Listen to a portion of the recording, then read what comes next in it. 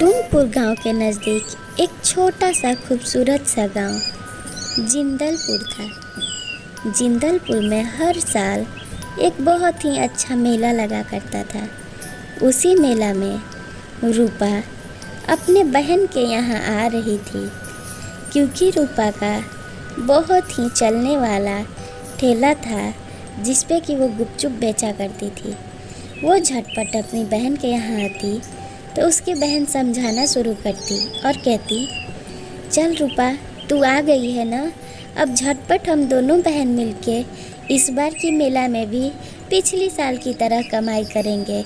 मैंने भी समोसे झटझट बना लिए हैं, मेरी बेटी फिर से तैयारी में लगी है। इतना कह दोनों मेला की ओर निकल पड़ती। मेला में जाने के बाद रूपा और संजा साथ में खड़ी रहती। रूपा के ठेला पे फिर से बाहर से आई सारी विदेशियों का जमावड़ा लग जाता और जिंदा उसके सामने खड़ी रहती। देखते ही देखते वो मेला एकदम वीरान पड़ जाता और उसके बाद वहाँ का जम्मू किसान हाथ जोड़े उस चुड़ैल के सामने खड़ा रहता और क्षमा मांगता। अपने सारे धन भी उसे देने लगता। ये कहानी तब की है जब बहुत दिन पहले सभी लोग परेशान रहने लगे थे। उस गांव के लोग जम्मू किसान के साथ हुई हत्या के बाद फट से मंदिर के तांत्रिक के पास जाते। तांत्रिक बाबा सारे गांव वालों को रोकते और कहते, आप लोगों की परेशानी मुझे बताओ, मुझे आप लोग बहुत हैरान और परेशान लग रहे हैं। गांव वाले दुख भरी आवाज़ों में कहते, बाबा जी, हमारे गांव का एक होनहार किसान आज के मेले में मारा गया। एकदम से हमारे गांव की मेला वीरान पड़ गई और वहां से गुजर रहा था जम्मू किसान, जिसकी हत्या उसी मेला में कर दी गई और मारने वाला कोई नज़र भी नहीं आ रहा। तभी तांत्रिक बाबा कहते, जैसा तुम लोगों को लगता है कि ये काला जादू है या भूत पिशाचों का मामला है, वैसे ही मुझे भी शक हो रहा है। हमें ये बात लेके अपने गुरुदेव के पास जानी होगी, उनके आश्रम पे। वो लोग मिलके गुरुदेव के पास आश्रम पर चले जाते। आश्रम पर आवाज़ लगाते हुए सारे गांव वाले और तांत्रिक बाबा जाते। उनकी आवाज़ सुन गुरुदेव देखते और परेशानी पूछते।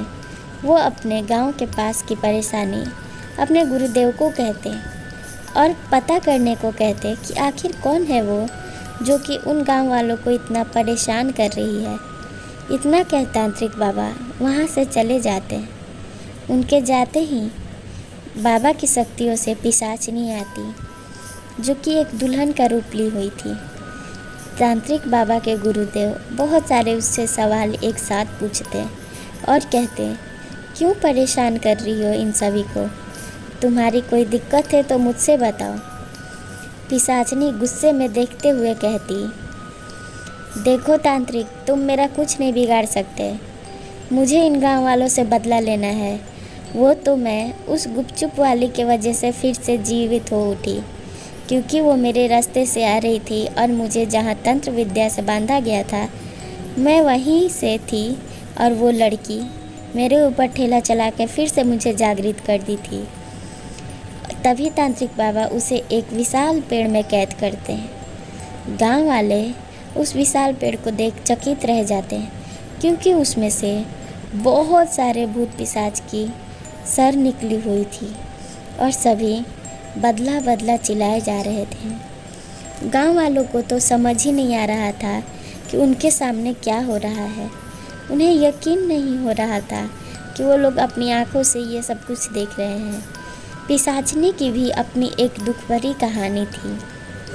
पिशाचनी तांत्रिक बाबा के पूछे जाने पे बताती है और कहती, ये कहानी तब की है जब इस गांव में मेला बहुत अच्छे से और धूमधाम से लगा करता था और मेरा एक छोटा सा ढाबा था। उस ढाबे पे बहुत सारा खाना मैं बनाती और उस मेले में ले जाया करती थी। और मेरा पति हरिया, वो भी बहुत मेहनत किया करते थे। उनके मेहनत के वजह से गांव के कुछ लोग जलने लगे, क्योंकि हम लोगों ने 2-3 काम एक साथ शुरू कर दिया था। इस वजह से गांव के कुछ निठल्ले लोग हमसे जलना शुरू कर देते हैं। हरिया जी मेरे से एक दिन आके कह रहे थे, देखो भाग्यवान, मैं सोच रहा हूँ कि शहर में इस बार कोई छोटा मोटा दुकान कर दूँ। हमारी योजना पूरी तरह से बन गई थी और वैसा ही हुआ। हमारी घर की आर्थिक स्थिति भी ठीक हो चुकी थी। मैं, मेरे पति और मेरे 2 बच्चे एक साथ खुशहाली से रहने लगे। हमारा दुकान तो खुल ही गया और मेरे पति बांस की डालियाँ बना के भी शहर में ले जाके बेचने लगे। इस वजह से गांव वाले आपस में एक योजना बनाते हैं और जब उस रोज़ मेरे पति शाम को गांव से बाहर गए तो गांव वालों ने योजना बनाई कि आज इसका सालगिरह है, शहर में हम लोग इसे पार्टी मांग के उधर ही मार डालेंगे और इसकी पत्नी को गांव में। मेरे पति शराब नहीं पीते थे तो उन्होंने पार्टी की शराब धीरे से फेंक दी, इसलिए उनकी जान बच गई। और यहाँ मेरे दरवाजे के पास एक आदमी आया मेरे पति के बहाने से और मुझे मार दिया। ये बात सुन हरिया बहुत ही उदास हो जाता, क्योंकि उन गांव वालों में वो भी शामिल था।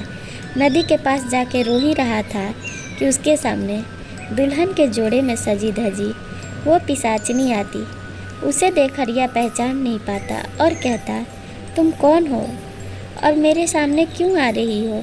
मैंने तुम्हारा क्या बिगाड़ा है? मेरी जान भी लेनी है तो ले लो, अब मैं जी कर ही क्या करूँगा।